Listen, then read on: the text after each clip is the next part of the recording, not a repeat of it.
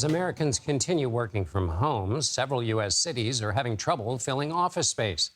The Washington Post reports Oklahoma City has the lowest office occupancy rate at 71%, and nearly a quarter of offices sit empty in St. Louis, Chicago, Memphis, and Milwaukee. But office vacancy isn't just a problem for individual businesses. It leads to negative economic consequences and creates a, quote, urban doom loop. One part of that loop is loan delinquency. 30% of businesses in Charlotte, North Carolina, for instance, are behind on payments, and nearly 30% in Hartford, Connecticut as well. Rachel Siegel writes about this. She's an economics reporter for the Washington Post. Rachel, thanks a lot for being here. What exactly, although we've explained it a little bit, is the urban doom loop, and what happens when offices are empty and businesses don't pay back those loans? Well, it's a possible economic scenario that sounds very scary, and it has not kicked into gear anywhere yet. But for a little bit of a sense of what this looks like, the basic idea is that you have all of this empty office space in big cities, mid-sized cities, small cities all over the country.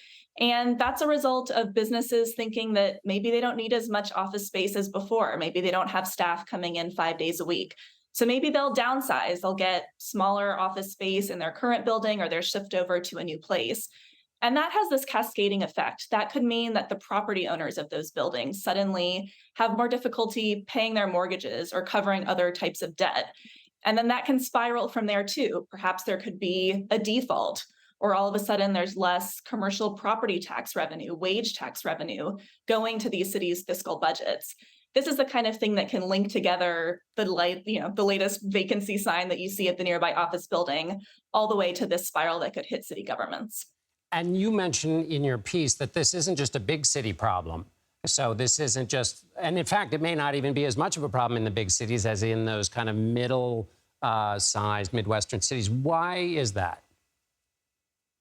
Well, that's because there has been quite a lot of attention that goes to New York and San Francisco, and for good reason. Those are major business hubs. San Francisco is this mecca of the tech industry. New York has office space, from the top of Manhattan all the way down to the bottom. And there's been a lot of attention about what happens to all of those empty office spaces from here.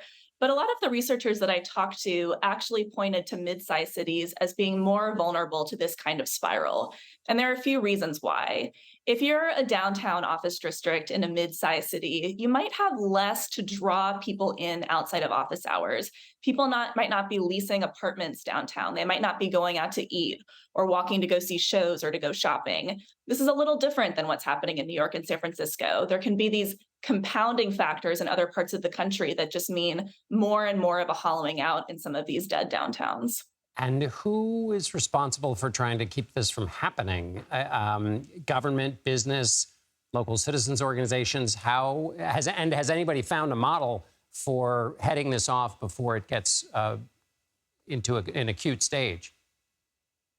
Well, it is the case that this is not immediately happening. This is a warning sign that could be months, if not years down the line, that city governments and businesses and banks have time to prepare for.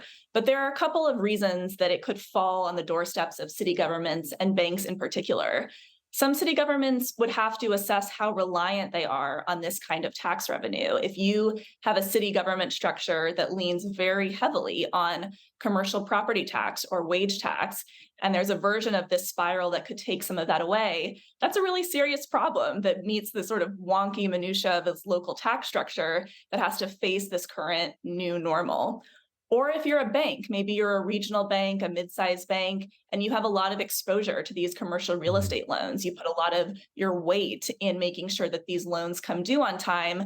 These are things that are somewhat on the horizon, but could become very serious if enough attention isn't paid to them early. Rachel Siegel, economics reporter for the Washington Post. Thanks so much. Thank you for having me.